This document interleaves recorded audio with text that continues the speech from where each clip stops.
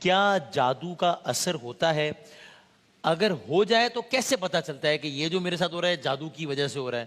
اور کیا اس کا اس قدر بھی اثر ہو جاتا ہے کہ کسی رشتے کو توڑوا دے یا اختلافات پیدا کر دے؟ بڑا پیش آنے والا مسئلہ ہے، لوگ مطلب ڈسکس ہونے والا مسئلہ ہے اگر میں یہ شہر بابل کا واقعہ قرآن کریم میں موجود ہے، ہاروت و ماروت کا۔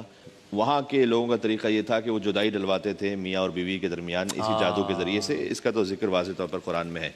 اور وہ جب جادو سکھاتے تھے لوگوں کو تو یہ کہتے تھے کہ یہ فتنہ یعنی تمہارا امتحان ہے، ہم فقط جادو توڑنے کے لیے تمہیں وہ جادو سکھا رہے ہیں، تم یہ کام نہ کرنا کہ تم اس جادو کو سیکھ کر، کیونکہ جادو کے توڑ کے لیے بھی آپ کو کوئی عمل کرنا پڑتا ہے، تو اس کے ذریعے سے پھر تم میاں بیوی کے درمیان جدائی ڈلواؤ، لیکن وہ اس امتحان میں کامیاب نہیں ہو سکے۔ تو اس سے سمجھ میں آتا ہے کہ جادو تو ہے، اس کی حقیقت ہے۔ اور ہاں یہ ضرور ہے، ایک مثال دی جاتی ہے کہ جیسے کوئی صاحبہ گئیں اگر کسی شادی میں اور انہوں نے 3-4 جو ہے وہ ڈرنکس پی لی ہیں، اس کے آگے ان کے بعد میں پیٹ میں درد ہو رہا ہے، تو بیٹی سے کہیں گی کہ تمہیں کسی نے نظر لگائی، جادو کیا ہے تمہارے اوپر کسی نے۔ اس کا مطلب یہ ہے کہ تم نے جو 4 پلیٹیں ایکسٹرا کھائی ہوئی ہیں اس کو نہیں دیکھیں گی وہ کہ اس کی وجہ سے درد ہو رہا ہے، بلکہ کہ جادو کیا ہے کسی نے۔ تو اپنی ہر بات کو اس پہ تطبیق کر دینا کہ کوئی نہ کوئی جادو ہوا ہے، یہ مناسب نہیں ہے۔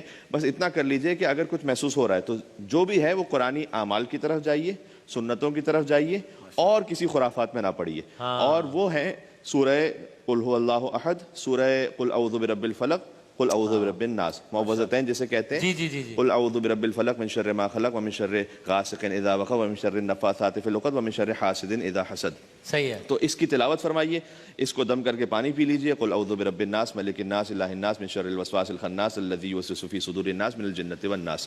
وہیں یکاد الذین کفروا والی آیت سورہ قلم کی جو آخری 2 آیتیں ان کو پڑھیے، وہ حضور مکرم صلی اللہ علیہ وسلم پر نظر لگانے کی کوشش کی گئی تھی، تو اس کی بھی اس کا مطلب ایک حقیقت ہے۔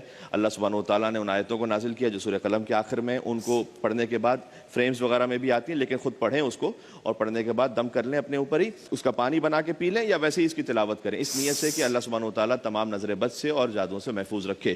اس کے بعد مطمئن ہو جائیں، اس کے بعد اپنے آپ میں تسلی کر لیں کہ جو اللہ سبحانہ وتعالیٰ نے چاہا تھا وہ میں نے انجام دے دیا ہے۔ اور پھر اپنے اعمال پر یوں بھی غور کر لیجئے کہ بسا اوقات ہمارے اعمال کی وجہ سے کچھ مکافات عمل ہوتے ہیں، کسی کا حق کھایا ہوا ہے۔ اب مثال کے طور پر میں ویسے تو زندگی میں بڑا اچھا بنتا ہوں، لیکن بہن کا حق کھایا ہوا ہے وراثت میں۔